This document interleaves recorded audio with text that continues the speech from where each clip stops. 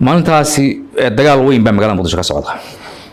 dagaalkaas wuxuu u dhaxeeyaa ciidamada Itoobiya oo hadafkoodu ahaa inay qabsadaan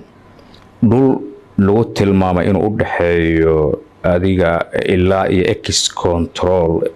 maxaa la yiraahdaa Balcad ilaa iyo waxay inay qabsadaan raan warshidaha oo markaasi ay soo dhaaf waayeen oo loo diiday. dagaalku markaa waxa u dhaxeeyaa dadkii la dhihi jiray muqaawamada maxkamada ma aha markaa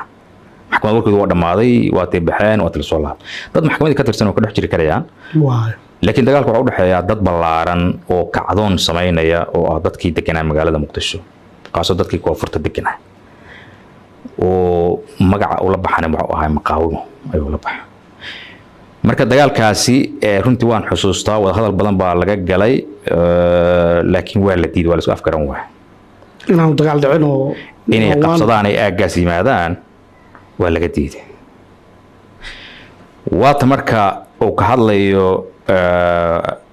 gacmo dheere oo markaas ahaay ra'iisul wasaare loo doortay oo leeyahay aagaas ilaa intaasoo kiiloomitir hal baneeyo ka dhahaya gacmo dheere mise Ali Maxamed Gedi markaas gacmo dheer inuu yimid baan u maleynaya ama wasiir buu ah gacmo dheer ayro ma garanayo laakiin gacmo dheer waxa jirta way duuban tahay waxay ku jirtaa media ku jirtaa aagaas hal baneeyo leeyahay. dadna arintii waxay noqotay xoog dagaal ballaaran ay ku yimaadaan jidka waxay ku socdaan warshadaha bay ku yimaadeen. dagaalkaas marka wuxuu ka soo bilaabanay dhowr maalmood oo socday marka waxay sameynayaan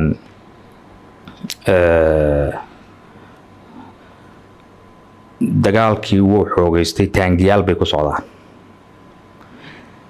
galabtii hore kala dad bana laga laayay oo nisar gaal uu ku jiray dadteedna waa wada hadalka la furaa marmarka kamid ah leeyihiin meedkii ninkii jaanka hal keen arintaas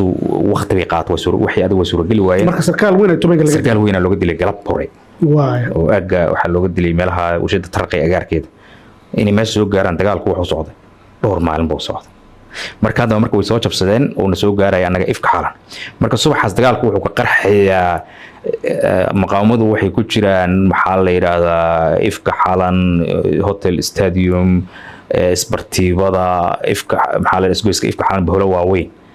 ayaa laga Ciise Cabdi aagaas bay haystaan. marka dagaalka xoog badan baa dhacay Itoobiyaanku taangaali ku socdaan taangaasad xabada waxay u ridayaan si oo iska caadi ah dhankii rabaan u rideen marka madaafiic xabada yarka waxa marka qofka meesha ku nool